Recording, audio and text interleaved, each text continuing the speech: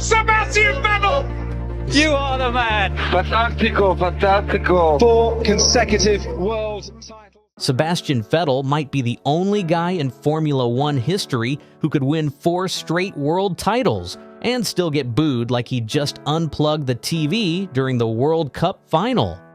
One moment, he's the sport's golden boy, breaking records, charming the paddock. Next, he's the villain everyone loves to hate, all while driving like an absolute genius. Before he was rewriting record books, Vettel was just a kid tearing up kart tracks in Germany.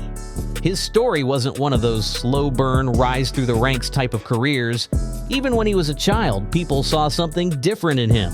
They called him Baby Shumi before he even had a driver's license, a nickname that was both a huge compliment and a giant weight to carry. It meant people expected him to be the next Michael Schumacher before he'd even proven himself on a world stage. And the thing was, he didn't shy away from it. If anything, he seemed to lean into it. By his early teens, Vettel was already a name people whispered about in karting circles.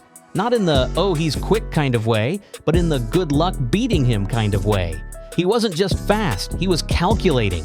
The kind of driver who could glance up the track, see a battle developing, and know exactly how it was going to play out before it even happened. It was almost eerie, like he had a mental fast-forward button that let him plan overtakes 3 laps in advance. Rivals hated being stuck behind him because they knew the second they made a move, he'd have the counter ready. It wasn't brute force speed. It was chess at 200 kilometers per hour.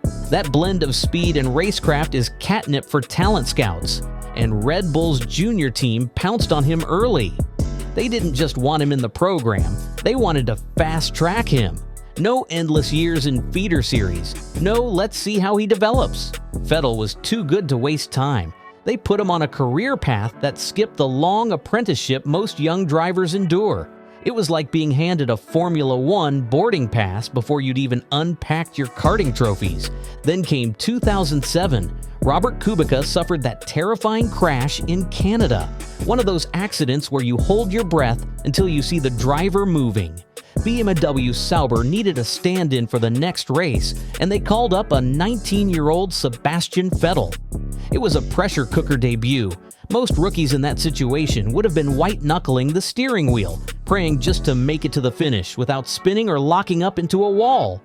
Vettel, he went out there, raced with the composure of someone twice his age, and scored a championship point. That made him the youngest driver in history at the time to do so. You could feel the paddock collectively taking notice. This wasn't just a promising junior. This was someone who might rewrite the sport's history books. By the following year, Vettel had found his way to Toro Rosso, Red Bull's junior F1 team.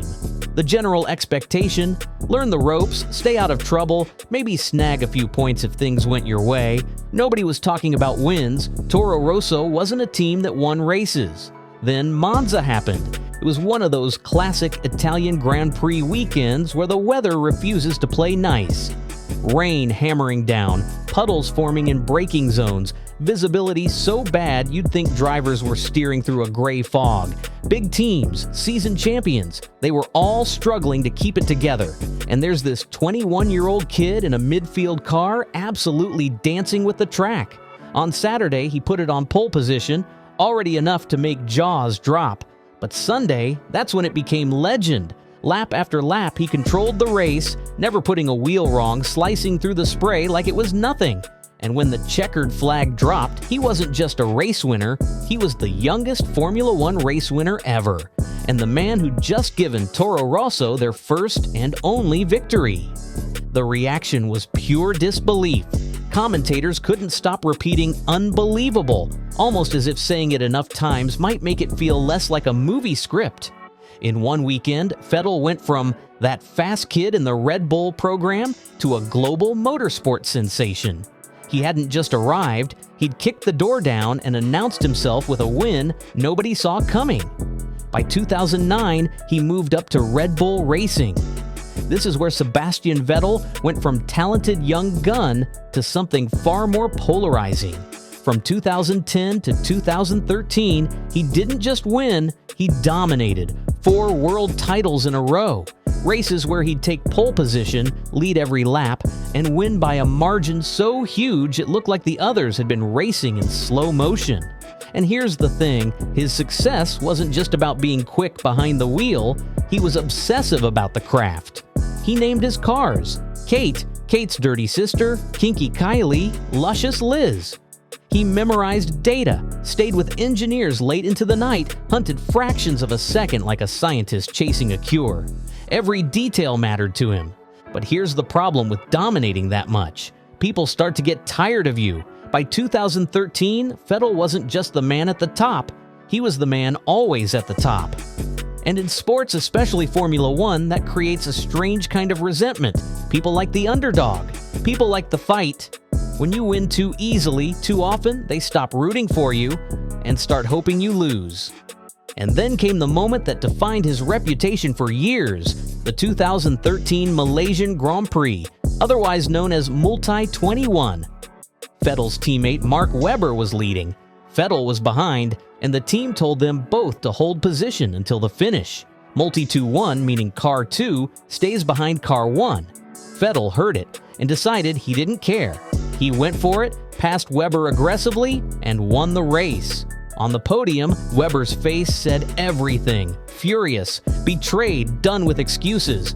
The paddock erupted with criticism. Fans booed him at the next races. Vettel barely pretended to be sorry. His explanation? I was racing. I'm a racer. From that day on, the Genius label came with an asterisk. The boos became part of the soundtrack to his podium appearances. In Singapore, in Belgium, in Italy, it didn't matter where. He could have rescued a cat from the pit lane and someone would still shout boo. Some of it was genuine anger over the team order snub. Some of it was just people being fed up with the same guy winning every Sunday. And yes, the finger point celebration didn't help. To fans who already disliked him, it looked smug. To his supporters, it was just confidence. But here's the thing, he kept winning anyway. And that's where you really see the difference between talent and greatness.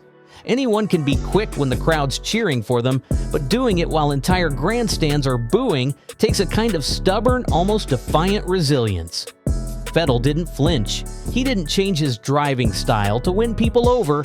He just kept putting in the laps, hitting his marks, and finding ways to cross the line first. It was like he'd built a mental soundproof booth inside his helmet. Nothing got in except the next breaking point and the next apex. By 2014, though, the F1 landscape shifted. The hybrid era began, and with it came Mercedes' era of domination. Red Bull's advantage evaporated overnight. Suddenly, Vettel was no longer fighting for wins every weekend. He was chasing the silver cars, trying to squeeze everything out of a package that just couldn't match the raw power of the Mercedes engine. For a driver used to controlling races from the front, it was a jarring change. At the end of that season, he made a decision that surprised some but felt inevitable to others. He signed with Ferrari. It was more than just a career move, it was a symbolic one. The German champion stepping into the same team Michael Schumacher had rebuilt into a powerhouse years earlier. Except this time, Ferrari wasn't on top. They were chasing, desperate for a leader to bring them back to glory. Overnight, Vettel's image shifted. The boos faded. The smug champion narrative melted away. He wasn't the untouchable overlord anymore. He was the man trying to take down the giants. And when he won in Malaysia early in 2015, you could feel the electricity. It wasn't just a victory, it was a statement. The Tifosi erupted, waving those scarlet flags like a sea of fire in the grandstands. Even that iconic index finger celebration changed meaning. In the Red Bull days, it was, "I'm number one." At Ferrari, it was, "We're still in the fight." Each time he raised it, it carried a weight of hope. Hope that maybe, just maybe, this was the start of Ferrari's long-awaited comeback. And for the first time in years, Vettel wasn't the driver people wanted to see beaten. He was the one they wanted to see pull off the impossible.